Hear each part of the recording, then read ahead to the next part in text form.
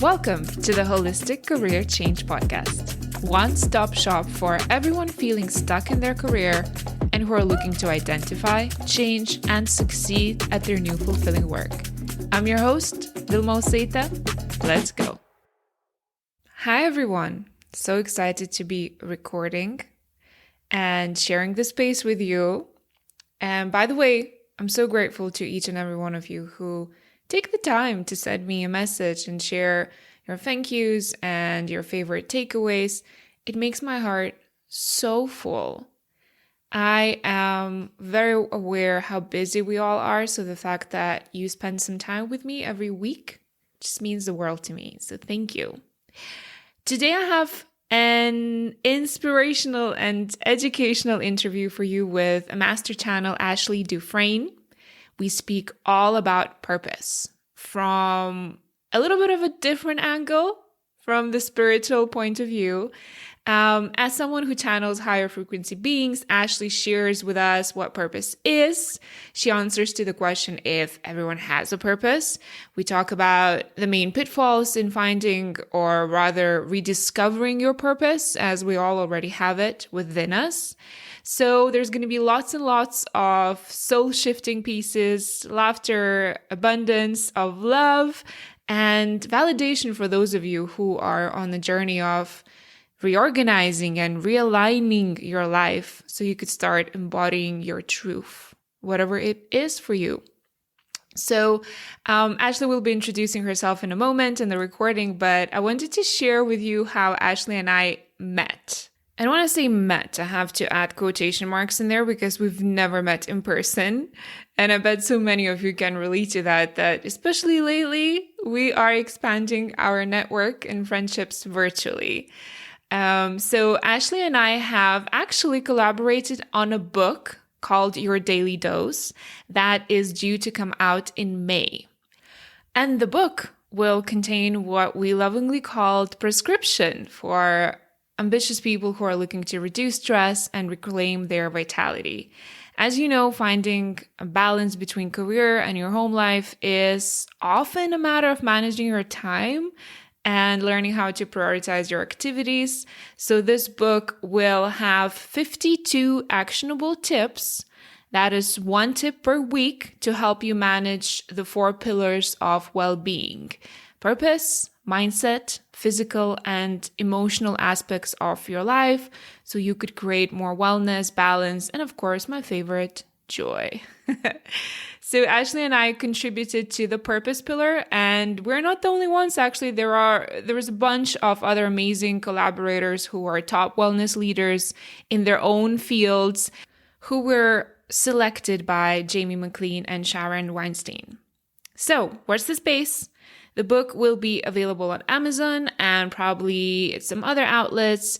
You will also be able to pre-order this book. I will share all of the information on my Instagram. So if you're interested, make sure you follow me and also make sure you follow Ashley, as both of us will be revealing more information.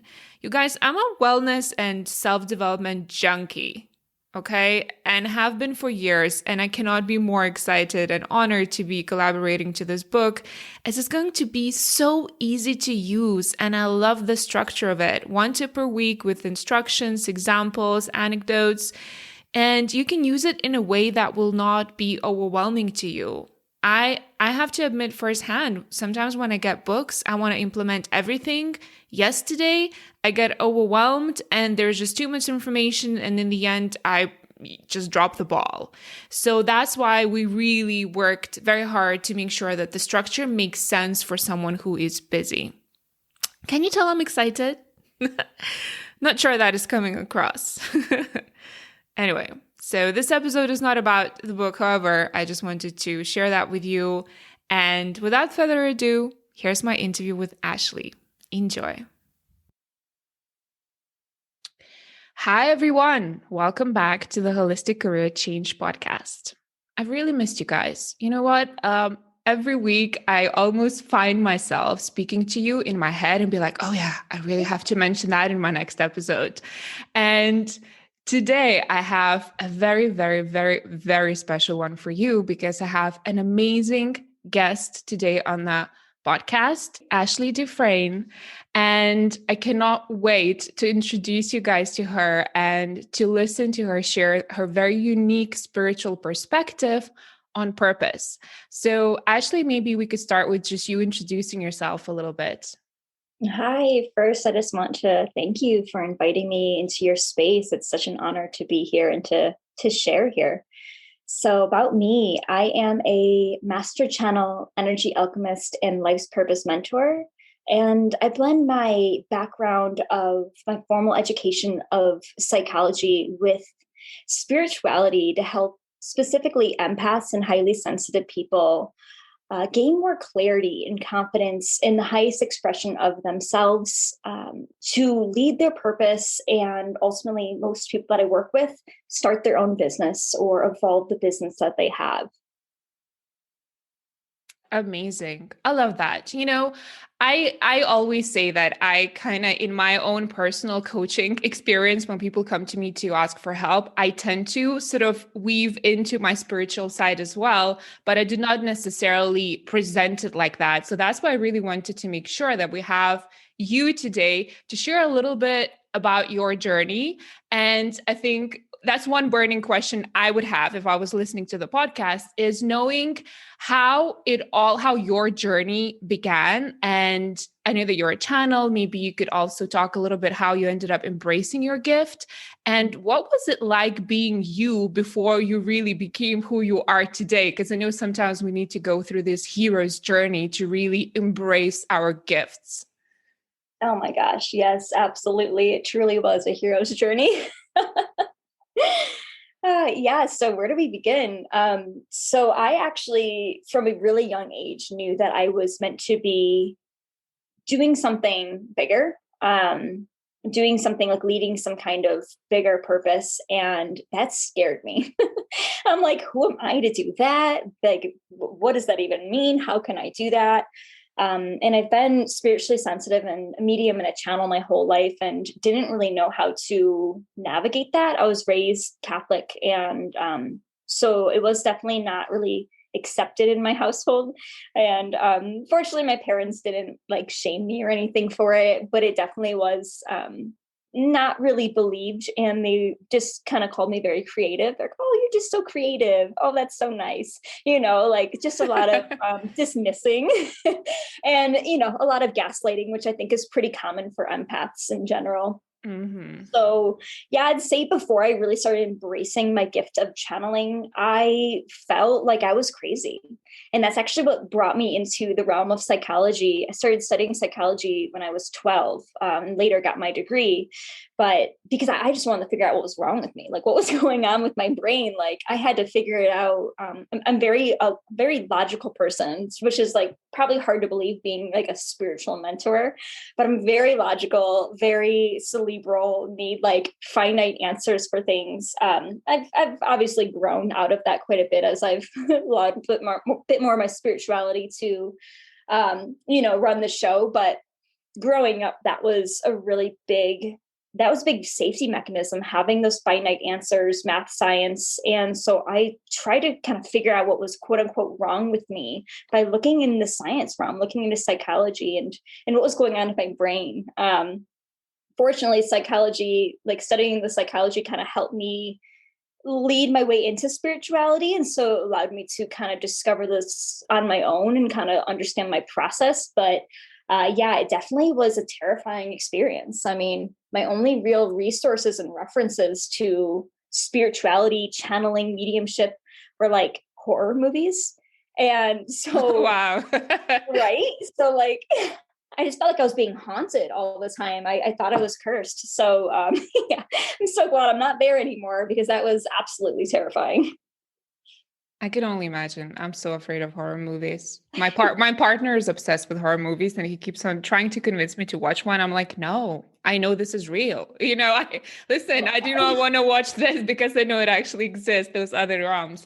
But you know what I found really fascinating that you said, and I think what a lot of people would as well, that you also are someone who's very logical. And I find that a lot with people who are trying to find the purpose and their change careers is that they think that they only need to embrace one side of them. And that's what ends up making them feel like really unfulfilled because the second half, or maybe many parts of them, like is not getting that attention and energy and is not being employed in their daily life. So can you talk a little bit more about how you, and hope, like assuming that you now ended up embracing all of you, right? And that's how you can operate in this world and not be in suffering. Like, I wonder, do you have any sort of specific like tips, or maybe share just your experience, how you ended up embracing all of you?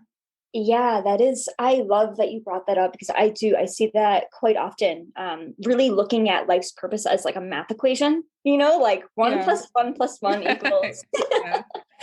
And I absolutely did that. And I did that for a very long time, even though at a young age, I knew what my soul's mission was, like what this impact I was here to be doing. I didn't understand the fullness of it. And yeah, like very much looked at it logically. I started my career right out of college and directed art therapy and then did horticultural therapy, and stayed more in the like the clinical mental health field. I'm like, okay, well, I'm being of service, I'm helping people, and why isn't this feel complete? Why do I feel like something's missing? And then I went on my journey and I'm like, I just feel like I'm underpaid and I'm not like having fun, and I feel like I should be like enjoying my life. So, I quit that and I actually moved out to Yosemite. It's just a rock climbing mecca. I'm a rock climber, and just like became a climbing bum for a while. And I'm like, okay, I'm enjoying myself and my life, but now I'm unfulfilled. I'm like, I'm not understanding this math equation. Why am I not getting this? And so for me, it was kind of stepping out of the puzzle pieces, more of the like very linear math equation way of looking at purpose, and actually moving out of my head and into my whole system, my whole being, looking at it like as a holistic approach. And I really appreciate that you are a holistic career coach, because you do this similarly, right?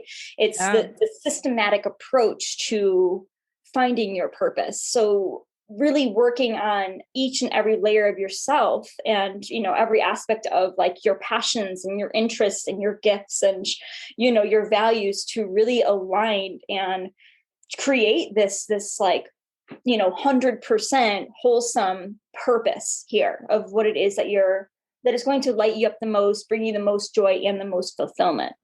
Mm. I love that. And you know what I love about your story is that you actually took action. As in, okay, so you tried the more linear approach, right? But you still didn't feel fulfilled. So that then you went to the other side. We're like, okay, let me just like, climb the rocks and see how that feels. And you were like, yeah, something's missing. Because I feel like, again, there is a huge part of people who just are stuck in the analysis paralysis, or so they find the comfort in in the familiar, and they're afraid to kind of like get out there and try things, because I always say there is just so much feedback and information you can get from thinking about a potential path. And there's also a lot of information and feedback you get once you're in it and you're trying, and then your body will instantly let you know whether it's for you. Ooh, I'm getting goosebumps. So I really appreciate you sharing that you ended up trying things. And I would really encourage a lot of people, be courageous like that. Yeah, I agree. It's the trying is really the only way that you're going to experience it in your body. Like you can conceptualize it all you want, but until you're actually experiencing it and giving yourself permission to go explore that, you won't really know what it's like in that experience unless you're in it, right? Yeah, I definitely have never been one to settle. As much as I, part of myself or my ego wants to stay in the comfort zone, I like this, the nagging feeling within me just will not let me sit still. I can't just Yeah. like, be okay with like 80% or whatever. Mm. And I think then life becomes like, now that I feel like I live my purpose, and I feel like life becomes then trying to find that middle ground between expanding and growing and learning and servicing, but also like finding those quiet times and filling your cup. Like I just posted on Instagram, like you need to start from the overflow, because if you don't, do that, then you'll end up hurting yourself and you won't have the enough energy to actually live your purpose. So really finding the golden, I don't know what you call it, but like that middle ground that actually makes sense. Yeah, absolutely. I feel like a lot of people, especially working with empaths, I work with empaths. They're like very, they're givers, they're over givers, and they definitely tend to be caretakers, and often are, taught from a young age to neglect themselves and their needs. And like, are told that and kind of shown that their whole existence is to support others. And that can be very detrimental. And like, it's really this act of reprogramming the way that we were conditioned to be in the world and how we've been reinforced when we were younger, of like helping others and redirecting the energy back to ourselves. Because it's true, we can't live our purpose, like the absolute aspect of a purpose, the most joyous and fulfilling life imaginable, if we're not allowing ourselves joy, pleasure, self-care, nourishing ourselves. Because then what?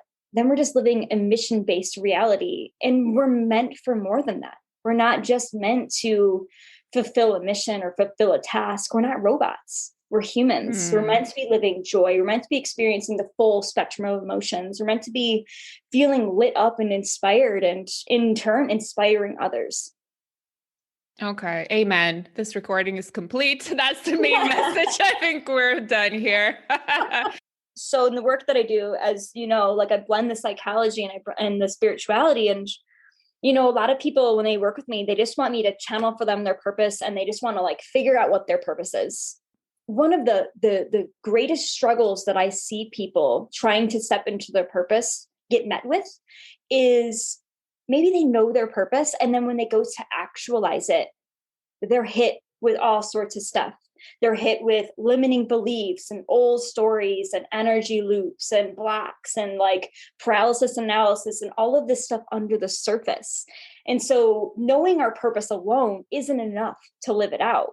But when we step back and really look at it systematically and understand the undercurrent of what's going on in our existence, in our mind, in our emotional body, in our past trauma that's then programming our narrative of our life, we can then start to see that, oh, okay, I know my purpose. And the reason I'm not stepping into it is because I have this story that I'm not good enough, or I have to work really hard in order to be successful, or I have to burn out and overgive to be worthy. You know what I mean? Like there's all these stories that come up, or these beliefs, or even like stored traumas that keep us from actualizing it.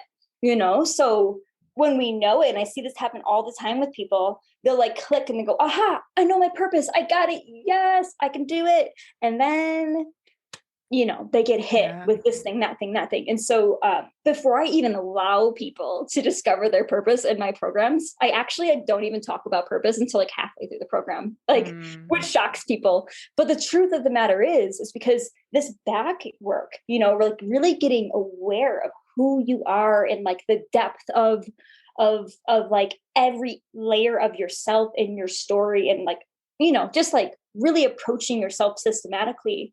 When we get familiar with that and we create the change to embody and to begin to live, like actually like behave as the person we want to be, when we actually discover our purpose, it's fluid to go and live it out. It becomes natural to live it out. It doesn't feel like we're hit with all these bits of resistance, because you did that work, like you did the shadow work, you did the healing, you did the releasing, you did the rewriting. And now you get to actually just go and actualize your most joyous and fulfilling life. Yes. I love that you share that. And I resonate with that a lot, because so I help people with finding to some extent, but like you said, a lot of the time people already know it. They just have to go through a whole bucket full of limiting beliefs and all kinds of distortions, and do the shadow work. And a lot of the times this is really interesting. When they come to me, they go like, oh, I just need help with transition. Like I need to work out, like what's the best strategy for me to quit my work? What's the best strategy to enter the new industry? And I always laugh and I say, yeah, totally, I can help you with that. Because the actual work, I know 90% of the work is not the mechanics of you, filling out the new CV or changing your cover letter. It really is the limiting belief work. And it's a complete identity shift. It's a huge transformation for people to go through. Because a lot of us do tend to associate our identity, a big part of our ego is the status and is our profession, right? So for them to completely shift, if for instance, it's a complete industry shift, then for people, they lose such a big part of who they thought they were. And only those who actually are on the other side, they go like, oh my God, this was not a career change process. This was a complete life transformation. Like new relationships come in, romantic partners come in. So many of my clients end up getting into romantic relationships once they do this work. And, you know, I believe it. I wish you could see me right now. I'm just nodding my head like, yes, yes. It's true. This work it's, people look at it from a cerebral place of like, oh, it's my job. Oh, it's what I'm doing. But really, and as you're saying, it's really who they're being. It's who they're being that they're ready to change. And in turn, that changes the environment around them, including their job, their relationships, what's happening, externally. But that work comes from the internal, comes from like who they're being. Mm-hmm. Always.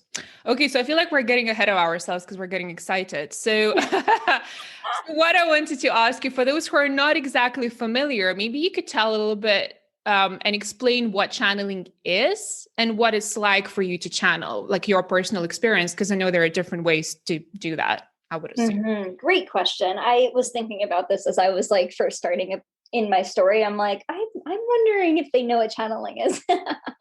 So channeling, the way I like to define it is I'm essentially a liaison to higher dimensional beings. So that could be angels, archangels, ascended masters, people's guides, my guides, spirits of nature, animal spirits, mystical creatures, whatever, whatever you want to call in. I work with a range of high dimensional beings. And so I just kind of see myself as this liaison. And the way I kind of envision channeling is kind of like a radio. Like you can kind of like attune to the different frequencies. So the way I like to differentiate like mediumship from channeling is like mediumship is like tapping into the frequency that's very similar to tapping into a frequency of like you and me, like tapping into another human and connecting with them, where it's definitely like this lower vibration, like more of a human experience. And it kind of feels that way too. It really feels like I'm just tapping into another human's energy when I do mediumship.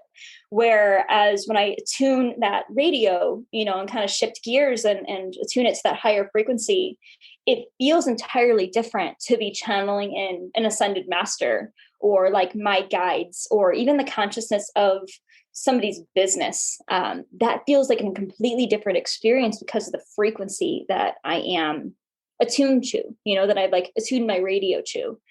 And so for me, I channel, because I've been channeling for so long and I've been honing and refining it for over a decade. I've channeled in all of the different ways. So there are different psychic senses that we all have access to. And some of us definitely have more of a, maybe like a natural inkling in, just like maybe some people are better at sports or some people are better at art.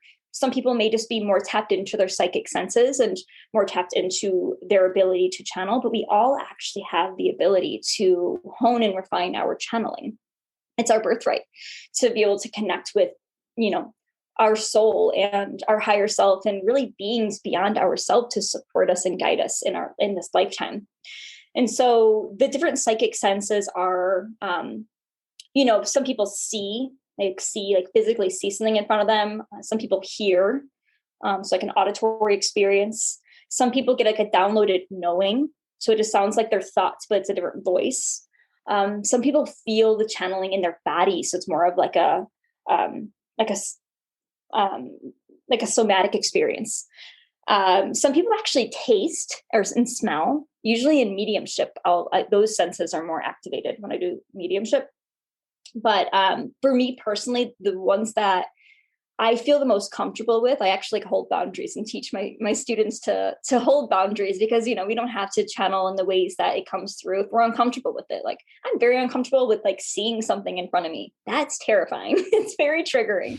So I say, do not show me any form and don't whisper in my ear. I don't like those things. So I like to channel through my body and downloaded knowing. And then when I'm in a meditation, I don't mind, hearing a message that way, or even like visuals in my head, kind of like what you may see in a dream. I love that.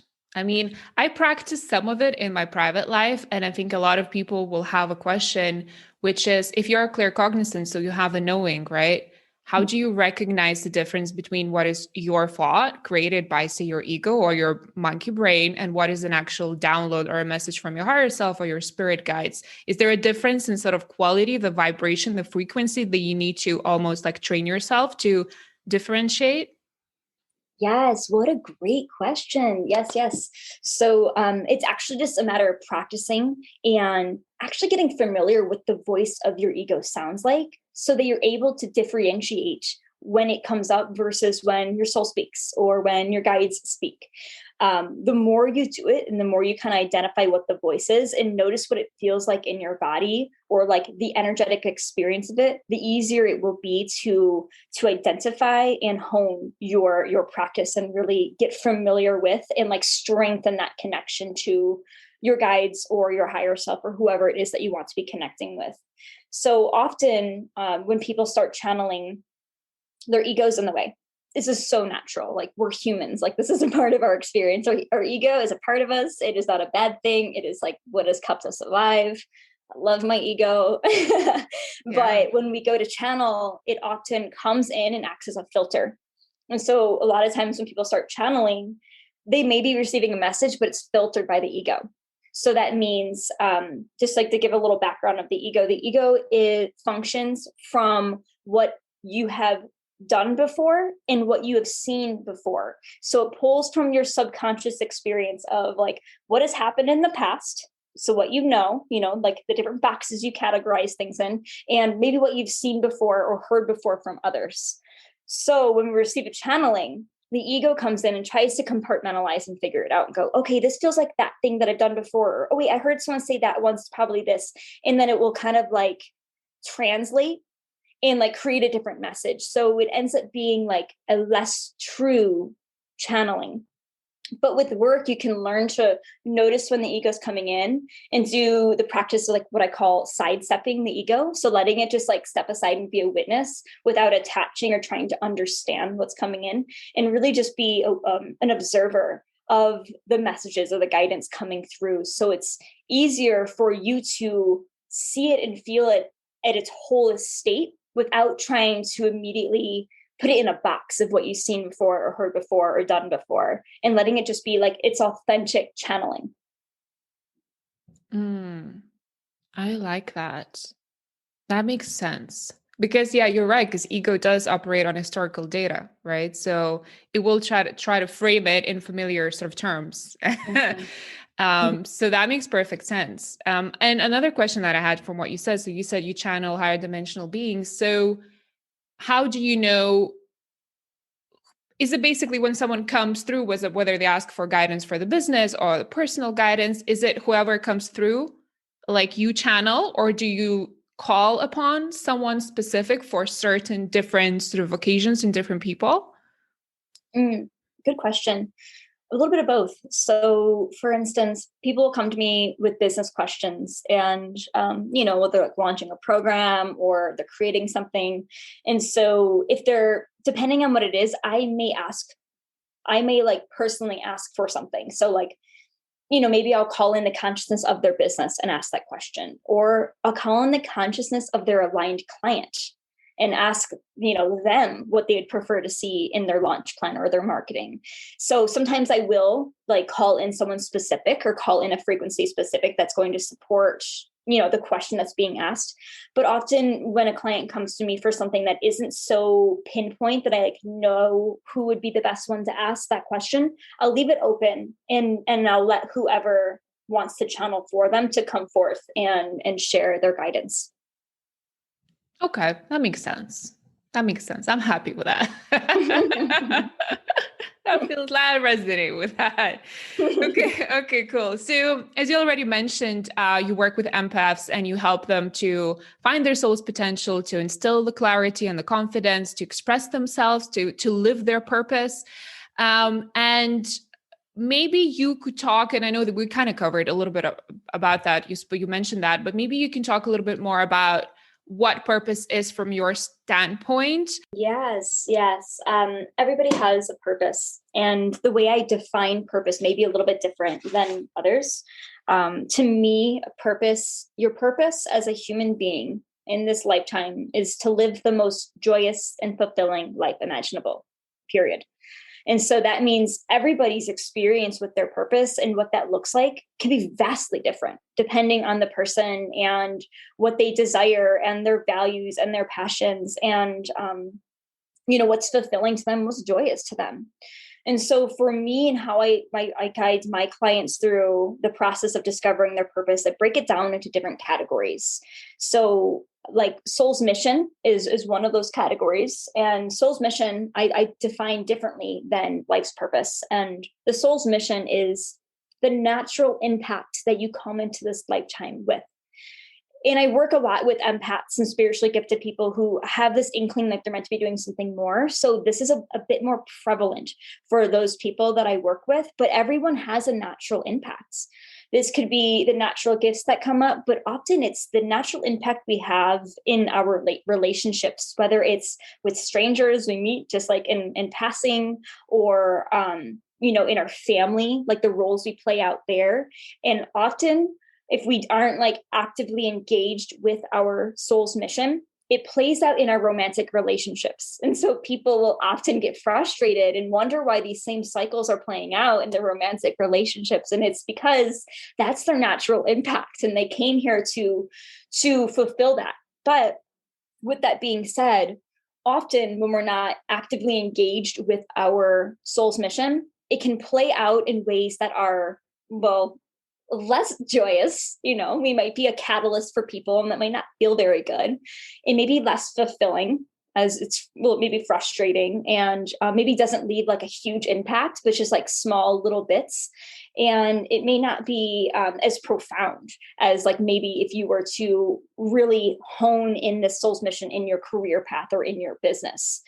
And so differentiating those can really guide someone in witnessing the difference of like, okay, maybe my purpose is meant to, look more like this. I'm not meant to actively be helping someone, but maybe it's supposed to be more about like my joy. Like, as you mentioned, your partner, I have actually worked with people that, and this, comes to a surprise for a lot of people that I work with, since I work with people who like actively want to help people.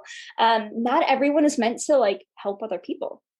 Oh, really? And yes, directly. And I was also shocked when I received this channeling. And I've worked with two people, both were males, surprisingly. But their purpose was their soul's mission was actually they left an impact by them just doing like them, essentially. Like if I were to just like blanket term it.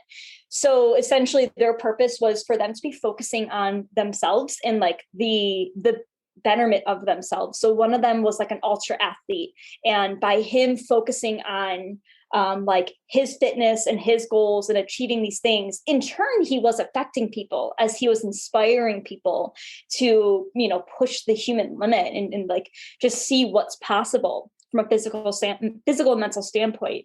And so although he was affecting humanity, in his focus, he wasn't thinking about others. He was thinking about his goals, his personal growth, his achievements. And that was his purpose. And then the other one was a traveler, or he was a bit more spiritual, but his work was, he thought he had to be working with other people as a way of like being impactful, but truly his impact was him going on these journeys and these experiences and like sharing them openly. So his intention wasn't really to be like, all right, well, I want to help people, or I gotta have sessions with people. His focus actually needed to be more on himself and his personal development journey and the experiences he had in traveling. And through that ended up being how he was making his impact and living the most joyous and fulfilling life, fulfilling as in his own fulfillment, but in turn really was affecting humanity by like the things that he would share and those that he would interact with on his journeys. Wow. Yeah.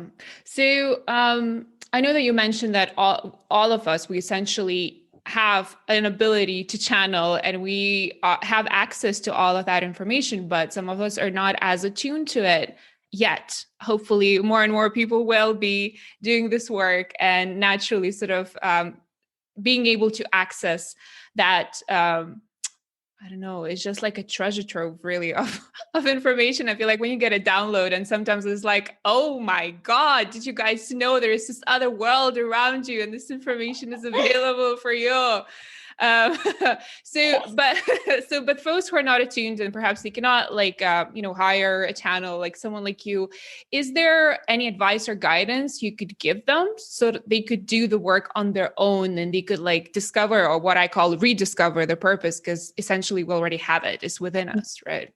Yes, it is. I love that. Rediscover. It absolutely is. Yeah, my guidance is always to come in. This is a resource that everyone has the ability to access, is in our bodies, in our being. Not all of us have the privilege to hire someone or, have a channel or, even have like a tarot deck, but we all have a body. We all have that.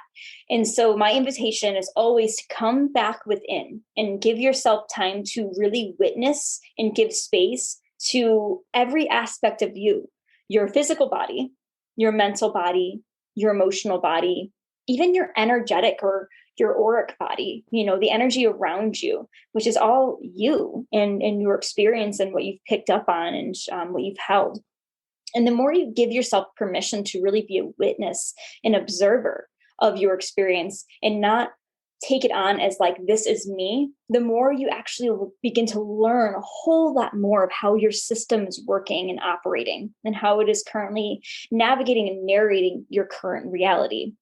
And so my invitation is always come back into yourself. Because I promise, you're looking outside of yourself right now, which is like the ego way of leading and ego way of like, learning and knowing how to solve problems. But ultimately, the way to answer what's more of a soulful question, which is your purpose, is to actually move out of your head in this cerebral space and move into your body and your being and be a witness and an observer and a master of yourself. Because it's here when we kind of dive within and really become just fully immersed in and like married to every aspect of ourself, it becomes very clear who we are and what's going on. We can really discern what it is that we desire versus what we're told to desire. We get to release the things that have been holding us back that maybe we didn't even realize we were holding.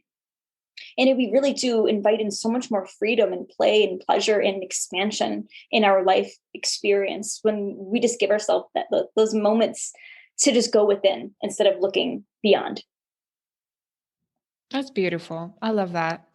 Getting back into your body. And I have I have another question for you regarding that, because I do have quite a few clients who sometimes come from this very sort of structured, mentally driven worlds, especially those who are in a corporate. And whenever we, do the work, the inner work, when I ask them to get into the body, they struggle. They go like, so how do you do that? Like, is there like a guided meditation? Like, do you just like body scan? Like, what is it? What do you mean feel my emotions? Like, I feel my emotions. Like, what do you mean sit with and accept an emotion? I feel like we're so detached. We were never taught really how to do that. Like, is there any, like maybe a specific practice you can share with the listeners that they could already like practice now? Yeah. Oh my gosh. Thank you for bringing that up because that is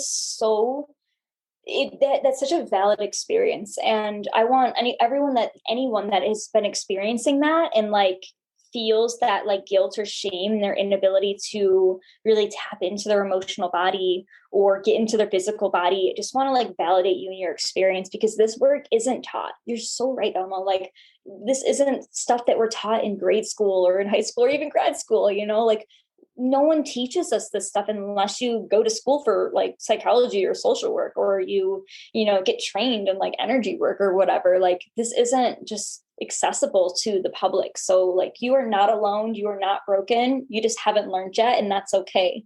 It is for you and you will be able to do this. My go-to, because, I've worked a lot with trauma patients. That was like most of my formal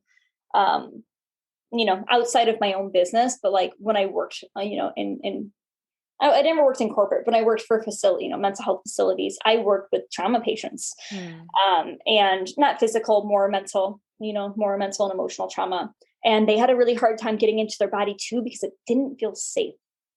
And so my invitation is always like, start with your senses. Just giving yourself the space to maybe spray some essential oils and just be with that smell, and like really notice what it smells like, and like what tones you're smelling. Let it be just like this whole experience.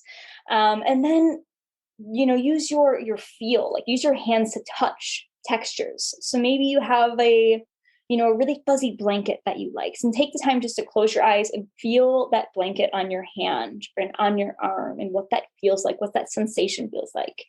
And then maybe, when you're eating food, instead of just like scarfing it down mindlessly, eat with chopsticks, or, if you don't have chopsticks, eat with a fork, but just take one bite at a time. And as soon as the food is in your mouth, put the fork down, close your eyes, and be fully present with the taste that you're experiencing from that bite. And chew like 30 times, like really be present with that bite. And these little acts of engaging your senses, one, supports you in regulating your nervous system. Two, helps you get in your body and become more of a present and mindful experiencer of reality. But three is ultimately allows you to feel safe and like learn how to get back into your being and like get out of your head. That's beautiful. You took me on a journey of essential experiences, but I love that you touched upon that. And I'm definitely going to steal that practice. Absolutely. Please do. Please do. And share it with my clients. Another question that I had for you is, from all of the experience that you had, do you see any sort of common pitfalls that people get into when they try to actualize their purpose? Maybe there is something that we could warn off and save some time for those who are listening. And maybe you have some advice for that. Yeah, I shared a little bit earlier on this, and I can't even remember what I said now, but I remember being like, oh yeah, this was the common thing. But if I repeat myself, I apologize, but we can't hear something too many times, right? So the first thing that I see is people approaching purpose from a very like ego-driven space, from a very cerebral space. And so being in your head, you're only working on your mental body. You're ignoring the emotional body, the physical body, the spiritual body, your soul. That all is encompassed in your purpose. And ultimately, like, our purpose work really is soulful work. It isn't just like cerebral work. And so often I'll see people like they'll discover their purpose and then they'll kind of revert back to baseline behavioralism, which is like ego led, because that's natural. That's what we know. That's what we're taught. That's like how as humans we're programmed to function. So, noticing when you're kind of looking at things very like tunnel visioned, like, okay, well, I got to do this thing. It's this, I'm going to like tunnel vision in and like find that pinpoint thing. And when you find yourself in that tunnel vision, that's your space to witness, oh, I'm in my head. I'm just in this one part of my body and this one part of my being. And this is me not looking and like experiencing and like actualizing my purpose systematically. So let me get out of my head and like re-enter my body to experience and like call in every aspect of myself to be present. Another pitfall that I often see is just people's old narratives, old stories coming up to try to protect them from actualizing their purpose. And that sounds kind of funny. Like, well, why would it protect them from like something that is so grand that they want to do? Like, that doesn't make any sense.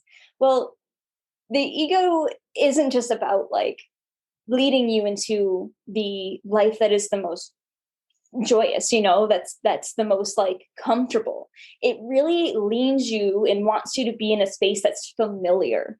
And so when you go to actualize your purpose, and I know you probably see this all of the time in your work, you go to actualize your purpose, you're going to have some like big, like stop signs come up in your path. And those stop signs are really just the different defense mechanisms of the ego that are saying like, oh, but this isn't familiar. What if you fail? What if it's wrong? Whatever the story might be, or like, am I really able to do that? And it'll kind of pull you back into old ways of being and kind of guide you to step into and continue doing what you have been doing. So those are the biggest ones that I've seen. Just one, like kind of getting stuck in our head and like tunnel visioning in and like not looking and moving forward in our purpose systematically. And then two, just old stories, old programmings, old protective mechanisms coming up to deter and push people off of their path of actualization and back into like where they were. Totally. I was nodding so much. Good thing I was muted. I was probably making so many noise, but like totally. I feel like ego does want us safe. And whenever we do start doing anything different, there are like so many alarm systems that go off and limiting beliefs that wants to keep us safe. Because the intention, I think, of a lot of parts within us is good. Initially, when that pattern was formed, it was to save us from something, usually back in the childhood, right? But once we start moving and changing things, I always laugh. I feel like the people like start getting attacked from everything. Like you say, there are signs, they start question everything. Also, another huge deal here when you go about actualizing the purpose, I feel like people around you, when you start like walking and growing and starting to be embodying your truth, you start like stepping into that light. I feel like that sheds the light on those around you. If they are not living the truth, they, the tall poppy syndrome, like I say, they'll start pulling you down and be like, no, you make me feel uncomfortable right now. Are you sure this career is for you? I'm just worried for you. They come to you with concern. And if someone who, for someone who is, say, for instance, family oriented and they do care what family thinks, then I feel like it becomes, like you say, you revert back to the old ways and think like, well, maybe that was not really like such a good idea. I mean, it feels good, but maybe it's not for me. And then your mind becomes so active and trying to talk you out of it. And such a big part of the work that I do throughout this journey is letting people know, yes, this is part of the process. Nothing has gone wrong. You need to expect for that to happen. And almost like every session, you need to remind them, no. This is exactly the sign that you're doing it right. Right? Yes. Yes. Oh my gosh. Yes. Oh my gosh. So much yes, because they're changing their vibration. Yeah. They're changing the way that they're being, and they no longer in vibrational resonance with what's around them. They're outgrowing it. And that's uncomfortable for those around them. It makes them question themselves, and they're settling and they don't want to grow. They want to keep settling, most people. Yeah. It's hard, like I love that you validated those who like find it hard to feel emotions. And I feel like we need to validate those people who are going through this work, because it's so courageous to really start embodying and living your purpose. But I feel like once you go through this like chaos and it's messy and life circumstances are changing and people are leaving your life and like you don't even know what's happening. And then when everything settles and you start living it, I feel like then those people around you who are almost pulling you down, they look up at you and be like, oh my God, you did it. Oh my God, maybe it's available for me as well. And I feel like then they get inspired, and these people then become lights in their, surroundings, right, in their immediate environment. And that's how the world starts, lighting up. We all need to do that, right? That's kind of the effect that you have on the world. Totally. It is so courageous. It's so courageous, and it is so inspiring. And I invite anyone that does have, maybe doesn't have a supportive family, to find people that support this path, whether it's a community online or, if you just have one friend that is like stoked for you, like just surround yourself with at least just one person that is team you, who is rooting for you in your career change or your purpose actualization, like who has your back and wants to see you thrive. Yeah. Very important. Could not agree more. So, can you tell us a little bit more about your practice and, the support that you offer? Perhaps someone who's listening will want to check it out, because you mentioned a few things that you do. So can you give more detail? Yeah. So I have three main programs. My signature program is Activate Your Life's Purpose. And that's the one I was talking about earlier, where I was like, we don't even talk about purpose until halfway through the program. This program I've ran 11 times now, and it's actually a rites of passage is truly what it is. And so that is for empaths who are in spiritually sensitive people who are looking for more out of life, looking to discover their purpose and actualize it. I have some people who are shifting careers, but most people that come into the program are business owners or want to run a business that is their purpose. I have a mastermind that is specifically for business owners who have already discovered their purpose and are looking to just like discover their purpose driven business. And they're looking to really just like expand their light out anchor into their purpose some more and really begin to make the impact that their soul knows they came here to make in this lifetime. And then I have a smaller course that's really kind of the introduction to this work. It's called Soul Wisdom. And it supports people in reconnecting with their soul, like really learning how to move out of the ego-led life, which is, a survival life, and move into more of the soul-led living, which is more of like thriving, like learning how to thrive in your life. And so it's kind of more of the fundamental work that I guide people within Activate Your Life's Purpose. Those are how I share my gifts and show up and lead my purpose. That's beautiful. And I love that you have different tracks for people who are in different stages, because probably it will be harder to cater to all of them if you put them one into big pots. So I think it's beautiful that you do that. And maybe you can share where people can learn more about you. I'm going to add that all in the show notes, but just in case, someone wants to do it straight away and they can't read, maybe you can share. Yeah, I'm mostly on Instagram. That's where I hang out the most. It's Instagram, Ashley.Dufresne. And that's where I spend most of my time. I'm going to be starting up my YouTube again and opening up a Pinterest. But if you want to learn more about my services and just learn a little bit more about my story and who I am and what I do, you can go to my website, and that's just ashleydufresne.com. Great. Thank you so much. Oh my God, I enjoyed this so much. I can't believe that we spent so much time talking. I feel like it was just 5 minutes. It was a beautiful time loop. Thank you so much for sharing your wisdom and your advice and your gift. Thank you so much. And thank you so much for inviting me into this space with you and into this co-creation. This was just so much fun, and I love to share it all. So thank you. Okay, well, thanks so much for being here, and I'll speak to you soon. Thank you. Bye. Bye. Thank you for spending time with me today. If you enjoy this content, I would really appreciate it if you would rate and subscribe to my podcast. And don't forget to pass this along to anyone you know who might be considering a career change. Every little counts.